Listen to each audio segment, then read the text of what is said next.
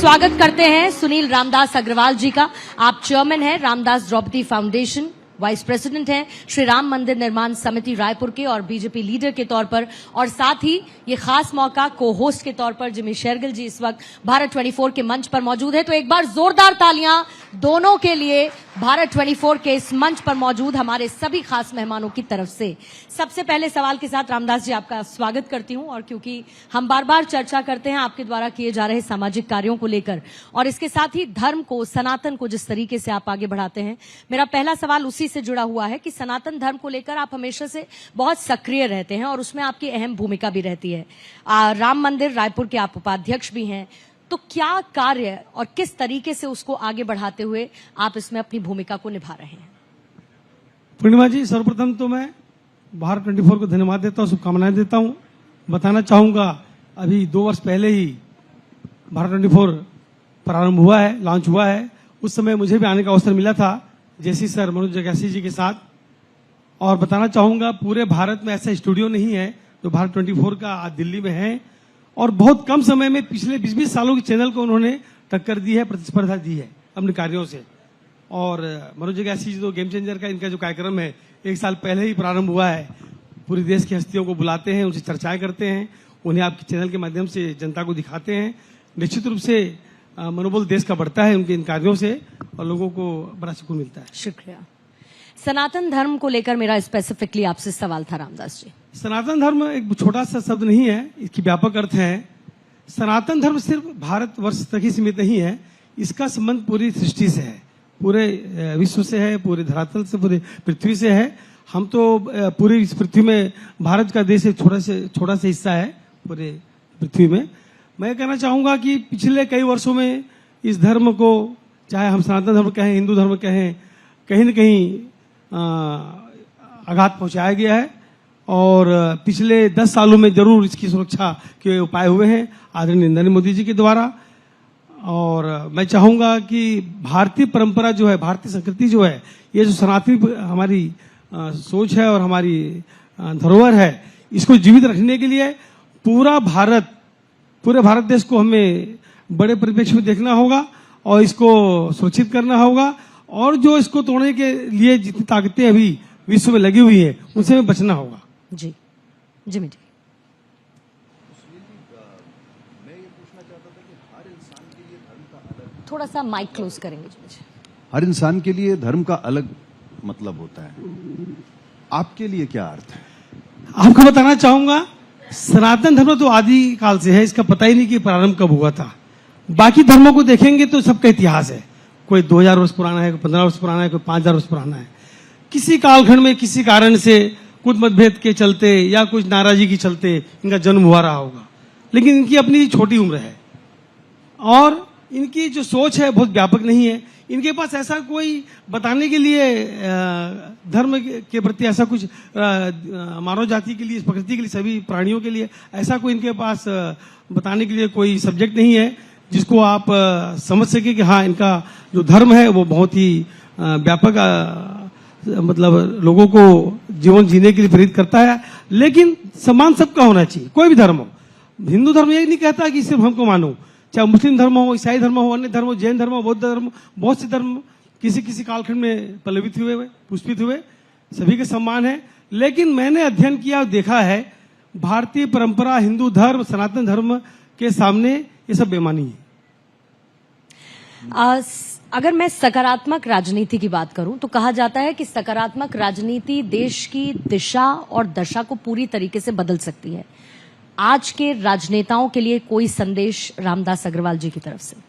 नहीं, राजनीति तो बहुत बड़ा अहम हिस्सा है। जब देश का बंटवारा हुआ तो राजनीतिक कारणों से भी हुआ, बलिदान तो सबने दिए, लेकिन जब देश का बंटवारा हुआ, आजादी का श्रेय तो सबने लिया, लेकिन बंटवारा का श्रेय किसने लिया? आज तो कोई नहीं कहता कि मेरी वजह से बंटवारा हुआ, आजादी मेरी वजह से हुई, ये हर कोई कहता है। ये बहुत ही दुखद चीज है। और अभी आप देखेंगे देश में अनेक राजनीतिक दल हैं, किसी के पास कोई एजेंडा नहीं है। कोई दलित की बात करेगा, कोई ओबीसी की बात करेगा, कोई पिछड़ा की बात करेगा, डेवलपमेंट की, विकास की, भारत की सुरक्षा की कोई बात नहीं करता है। सारी राजनीतिक दल प्राइवेट लिमिटेड हैं, उनके अपने ओहदे में बैठे हैं, वो मालिक हैं। अरविंद केजरीवाल वही मालिक हैं, मुलायम सिंह यादव के बेटे मुलायम सिंह वो मालिक हैं, लालू यादव के वो मालिक है, कोई भी दल है, कांग्रेस है, राहुल गांधी जी मालिक है, छोड़ते ही नहीं है। उनको ज्ञान हो ना हो, लेकिन उनका सम्मान पार्टी के कांग्रेस के लोग करते हैं। सिर्फ भारतीय जनता पार्टी एक ऐसा दल है पूरे देश में जिसके यहाँ कोई परिवारवाद, कोई व्यक्तिवाद। आज मोदी जी की बात करते हैं, मोदी जी को खुद को पता नहीं होता कब तक रहेंगे। हमको दिखता है मोदी जी प्रधानमंत्री है, बहुत बलशाली है, बहुत। आपको बता दो, भारतीय जनता पार्टी में मोदी जी को भी नहीं पता कि वो कब तक रहेंगे। यह भारतीय जनता पार्टी है, इसका कोई सानी नहीं, पूरे विश्व की सबसे बड़ी पार्टी है, इसका कोई मुकाबला नहीं। सारे राजनीतिक दल के पास कोई एजेंडा नहीं है देश को धकेलने के सिवा। ये दे देंगे, वो दे देंगे, खटाखट दे देंगे। उनका तो खाता नहीं खुलवा पाए देश की जनता का, कैसे देते हो? आज मोदी जी ने खाता खुलवा दिया, खटाखट कर देंगे। उनको पता ही नहीं है। और वो पहली बात तो स्वचालित है ही नहीं, वो तो विदेशी ताकतों से ही रिमोट हो रहे हैं। ऐसी बहुत सी बातें कहने को संदेश ये है कि भारत देश को यदि बचाना है, हिंदू धर्म को बचाना है, अन्य धर्मों को भी बचाना है। जब हम हिंदू धर्म को बचाने की बात करते हैं तो अन्य धर्म सोचते हैं कि हमारे विरोध हो रहा है। बिल्कुल नहीं हो रहा है।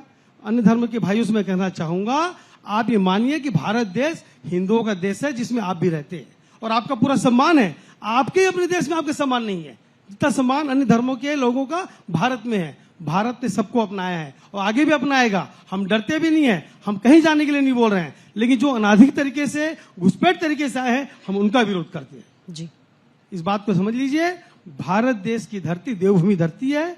इसको यदि हम ठीक से समझ पाएंगे तो आप समझ जाएंगे कि जीवन कैसा होना चाहिए और लोगों का जो सुरक्षित जीवन है वो हिंदू धर्म से ही है। जी। आपने डेवलपमेंट की बात की है सर, तो बढ़ते उद्योग ही देश की इकोनॉमी का आधार होते हैं। ऐसे में उद्योगपतियों को अपना बिजनेस शुरू करने के टाइम में किन किन चीजों का ध्यान रखना चाहिए? ये तो बहुत ही आपका सवाल जो है ना बहुत गहरा है। जब देश आजाद हुआ तो तत्कालीन पार्टियों ने भारत के व्यापारियों को बहुत ही गलत तरीके से पेश किया। उनको भ्रष्टाचारी बताया, चोर बताया, पता नहीं क्या क्या संज्ञाएं दी।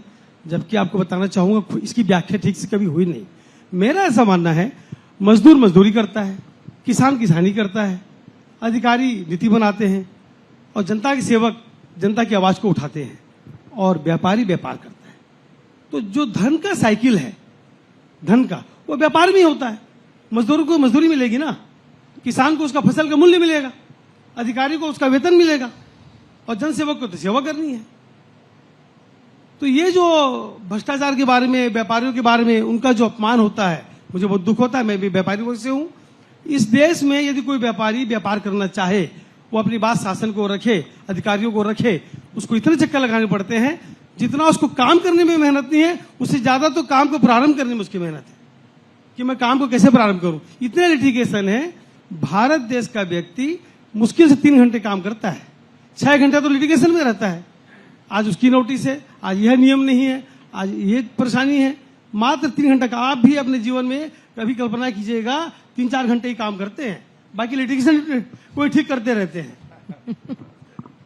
तो मैं ऐसा कहना चाहता हूं कि भारत के व्यापारियों का व्यापारी के सम्मान करना चाहिए। यदि आपको रोजगार देना है, भारत को इकोनॉमी आगे बढ़ाना है, तो आपको व्यापारियों का सम्मान करना पड़ेगा।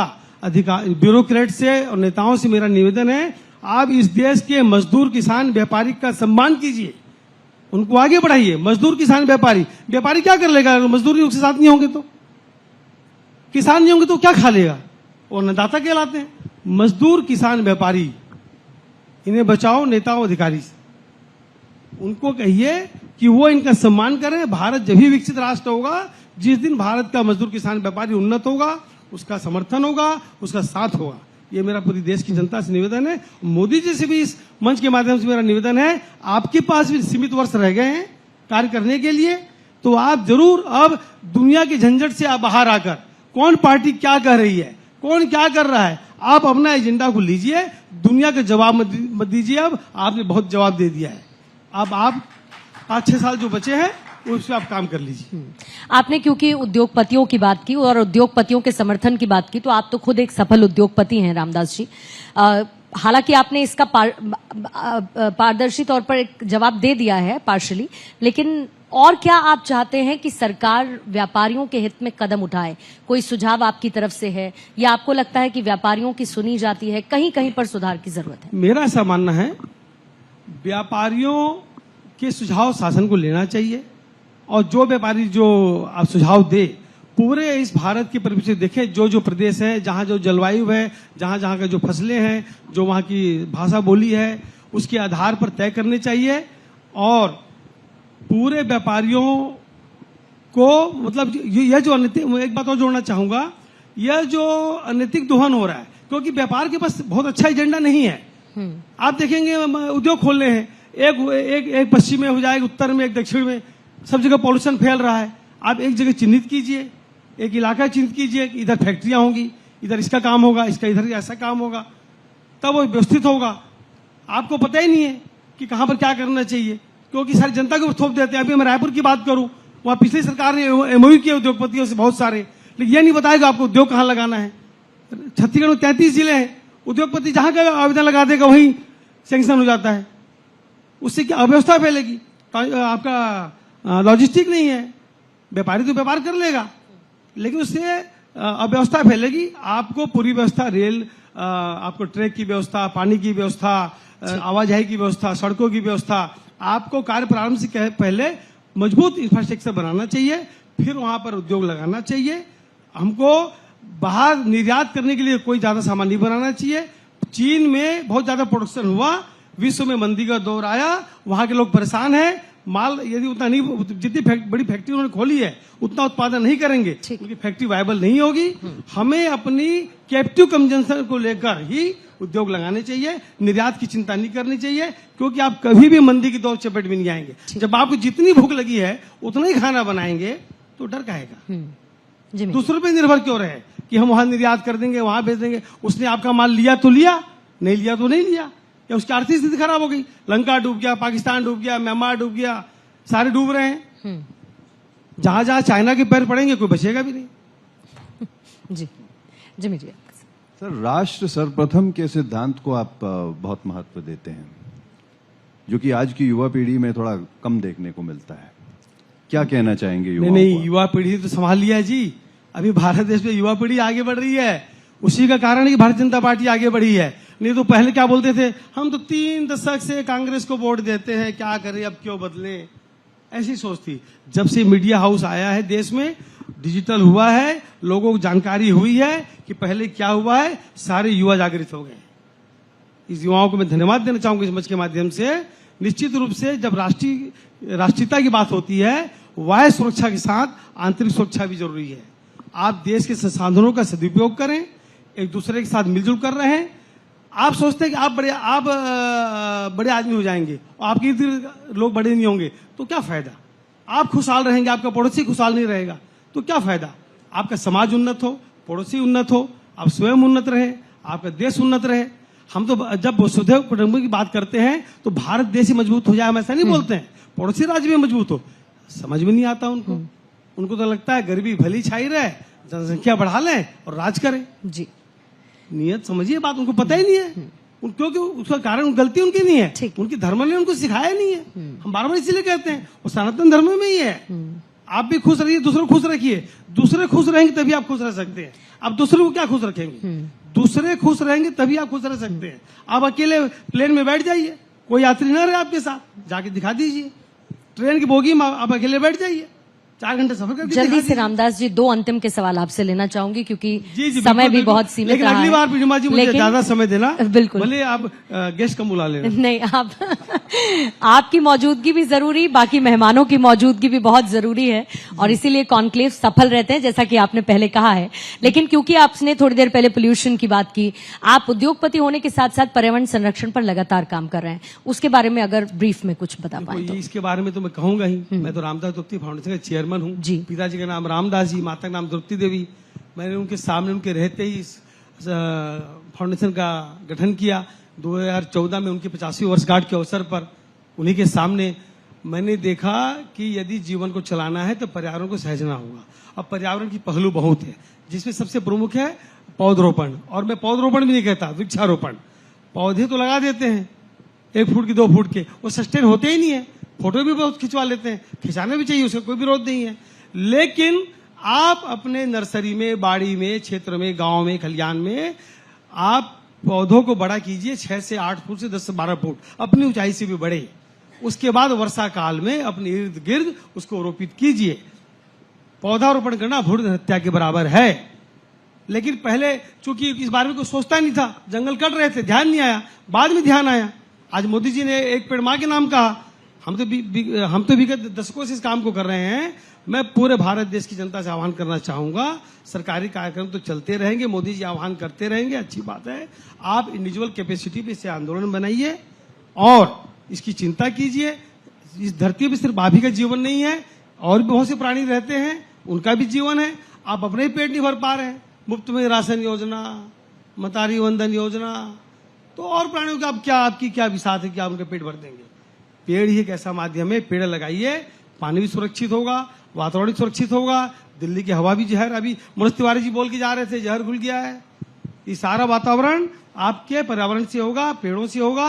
और एक बात जोड़ना चाहूंगा, हम अपने दैनिक जीवन में जो चीज उपयोग करते हैं, वेस्ट करते हैं, उसका तत्काल रियल टाइम पे मैनेजमेंट, रिसाइकलिंग हो। बड़े बड़े पहाड़ दिल्ली में पिछले 50 सालों से बन चुके, पिछली सरकारों ने ध्यान नहीं दिया। पहाड़ के बगल में एक कचरे का पहाड़ और खड़ा कर दिया, ऊपर मिट्टी डाल के उसको ढक दिया, और उसको अब रिसाइकलिंग भी कर रहे हैं, करोड़ों रुपए खर्च भी कर रहे हैं। पूरे देश में हम प्रतिदिन जितना कचरा इकट्ठा करते हैं, तत्काल रियल टाइम पे उसका मैनेजमेंट हो, उसको रिसाइकलिंग करें। भारत देश एक विकासशील देश है, और इसलिए यहाँ पर हमें अंतिम स्थिति तक हर चीज का सदुपयोग करना चाहिए, तभी हम सुरक्षित होंगे, हम आर्थिक दृष्टिकोण से भी मजबूत होंगे। इसलिए मेरा निवेदन है कि आंतरिक सुरक्षा सिर्फ हिंदू मुस्लिम से, धर्म से नहीं चलेगी। सभी राजनीतिक दल धर्म की बात करते हैं, सिर्फ भारतीय जनता पार्टी विकास की बात करती, कार्य की बात करती है। मैं कहूंगा कि आप अधिक से अधिक पेड़ लगाएं।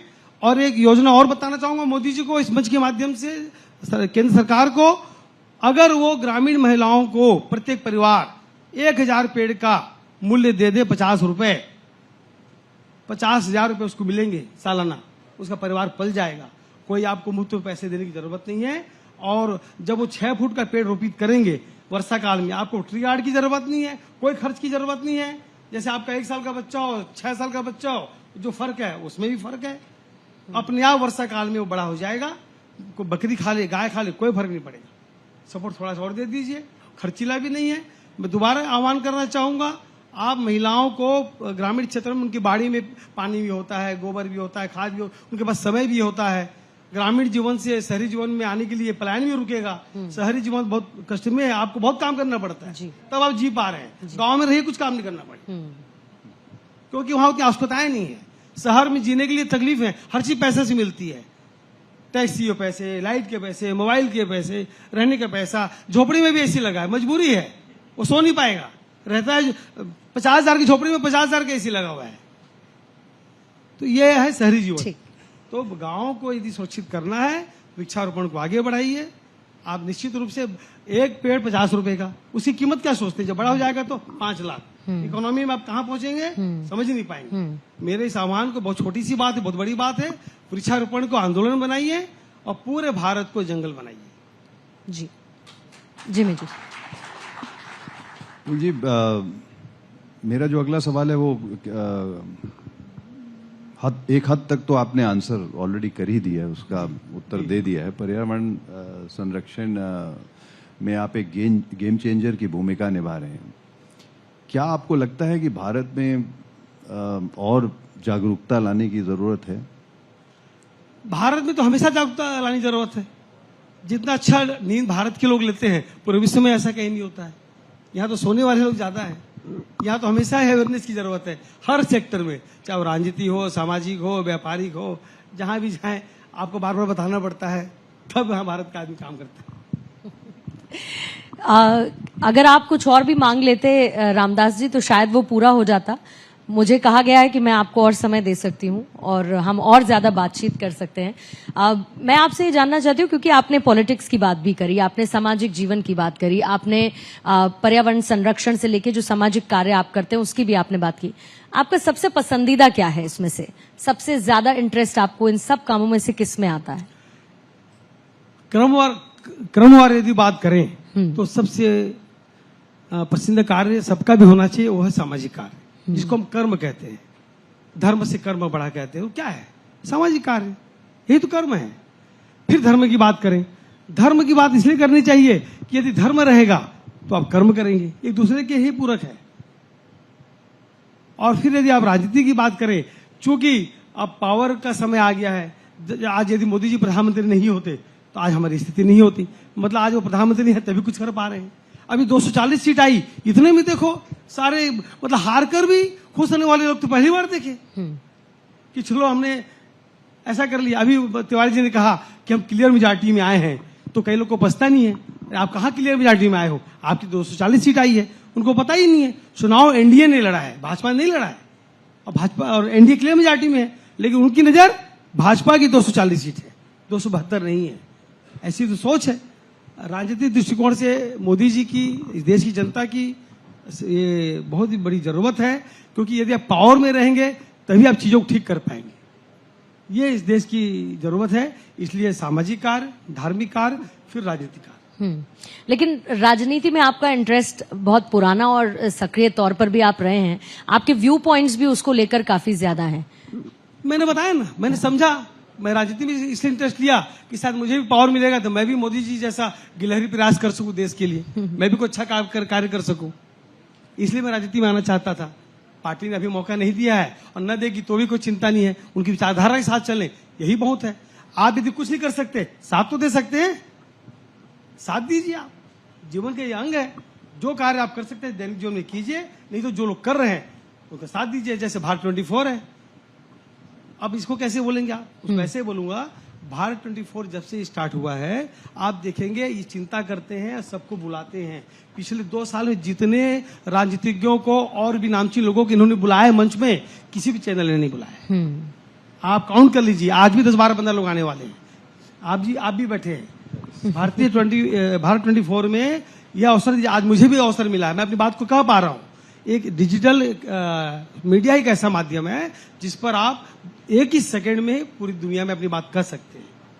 तो भारत 24 को बहुत बहुत धन्यवाद है कि उनकी ये वर्किंग भी है जैसी सर की, कि जितने भी लोग सबको अवसर देते हैं, आप अपनी बात रखिए, किसी भी राजनीतिक दल के हो। अब और राष्ट्रवादी विचारधारा के हैं तो निश्चित रूप से झुकाव जहां रहेगा वो तो रहेगा, लेकिन फिर भी निष्पक्ष रूप से कार्य करते हैं, तभी लोग मानते हैं। अभी थोड़ी देर पहले आपने युवाओं को आह्वान किया कि पर्यावरण संरक्षण में आइए, वृक्षारोपण करिए। पिछले कुछ समय में हमने देखा कि राज्य सरकारों की तरफ से भी कुछ ऐसी पहल की गई है, उत्तर प्रदेश हो या बाकी राज्य हो, वो भी चाह रहे हैं कि वृक्षारोपण किया जाए और पर्यावरण का एक संतुलन हो। और खुद प्रधानमंत्री भी ग्लोबल मंच से पर्यावरण संरक्षण और क्लाइमेट चेंज की बात करते हैं। तो एक आवाज है, एक संदेश है जो पहुंच तो रहा है और उस पर काम भी हो रहा है। निश्चित रूप से पहुंच रहा है। मैं आपको फिर बताना चाहूंगा, 10 साल पीछे जाएं तो उतनी ज्यादा संजीदगी नहीं थी वृक्षारोपण को लेकर। पता सबको होता था। स्वच्छता को महात्मा गांधी ने भी कहा था। हुआ क्या स्वच्छता? जैसे प्रधानमंत्री मोदी बने 2014 में, सबसे पहले झाड़ू उठाया, स्वच्छता की बात की, लोग हंसने लगे। अरे भैया, स्वच्छता होगी तो आप बीमार कम पड़ेंगे, आपको एम्प्लॉयमेंट होगा। पहले तो लोग, आज इतना सुंदर आप वातावरण देख रहे हो, पहले होता ही नहीं था। आप अपने घर साफ रखते थे, घर के दरवाजे के बाहर ही सफाई हो चाहे ना हो, रेलवे प्लेटफॉर्म हो, मंदिर हो, कॉमन सेंटर जहां भी हो, स्वच्छता की बात मोदी जी ने की। मेरा क्या कहना है, कहने को तो लोग कहते रहे, लेकिन अब काम हो रहा है। पर्यावरण की जो बात कर, मैंने आपको जो बताया कि यदि आपको वृक्षारोपण करना है, अब योगी जी ने भी कहा था यूपी में 5-6 साल पहले, हम 22 करोड़ पेड़ लगाएंगे, 22 करोड़ जनता के पीछे। सोच है, ठीक है, लेकिन संभव नहीं है। जब धरातल में आएंगे तो फॉरेस्ट विभाग है, उसका बहुत बड़ा खर्च भी है, देश में चल भी रहा है। वो छोटे छोटे बीज डाल के 1-1.5 फुट के पौधे बड़े करते हैं, उसको बांट देते हैं सब जगह। 50,000 पौधे वितरित किए। मैं फिर वही बताना चाहता हूं, आप पौधे को नर्सरी से मत हटाइए। आप नर्सरी से पौधा निकालते समय पेड़ बनाकर ही निकालिए, कम से कम 6 फुट से बड़ा पेड़ हो जाए। आप देखेंगे पूरे देश में अच्छे परिणाम आएंगे और लोगों को रोजगार मिलेगा, भोजन मिलेगा, खाना मिलेगा, सब सारा डिपेंडेंसी वही है। और इसका roadmap को मजबूत बनाना क्योंकि चाहिए। आपने परिणामों का जिक्र किया, तो परिणाम इस बार कांग्रेस पार्टी के भी बहुत अच्छे आए हैं। पवन खेड़ा जी इस वक्त हमारे बीच में आ चुके हैं। आपका बहुत बहुत स्वागत करती हूं पवन खेड़ा जी।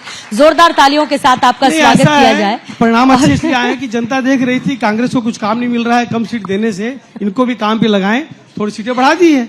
जैसे कि आपने थोड़ी देर पहले कहा कि जितना ज्यादा मौका मिलेगा उतना ज्यादा काम करने के अवसर भी पैदा होंगे, और उसी की तैयारी कांग्रेस भी कर रही है। बहुत बहुत शुक्रिया आपका रामदास जी चर्चा में शामिल होने के लिए। जिमी जी आपका भी बहुत बहुत शुक्रिया हमारे साथ को होस्ट के तौर पर मौजूद रहने के लिए। एक बार जोरदार तालियों के साथ इस सत्र का समापन करते हैं। मैं सुनील रामदास अग्रवाल रायपुर छत्तीसगढ़ से हूँ। आज दिल्ली की ताज होटल में भारत 24 के कार्यक्रम में आने का मुझे मौका मिला है। बताना चाहूँगा जगदीश सर ने 2 साल पहले यह चैनल लॉन्च किया था, और नोएडा में इनकी जो स्टूडियो है आज पूरे भारत में नंबर 1 स्टूडियो है। आप देखेंगे कि इन्होंने शुरुआत ही बहुत ही 5 स्टार कल्चर से किया है, कोई कमी नहीं है, नहीं तो लोगों को 20 साल लग जाते हैं। और मनोज गैसी जी का जो गेम चेंजर का कार्यक्रम 1 साल पहले प्रारंभ हुआ था, बहुत ही काबिल तारीफ है। पूरे भारत के नामचीन हस्तियों के साथ उन्होंने कार्यक्रम किया है। वैसे तो मैं रामदास द्रौपदी फाउंडेशन का चेयरमैन भी हूँ और राम मंदिर रायपुर का उपाध्यक्ष भी हूँ। मैंने पर्यावरण पे बहुत कार्य किया है। मैंने लोगों को संदेश दिया है कि अपने जीवन में पेड़ लगाते रहें।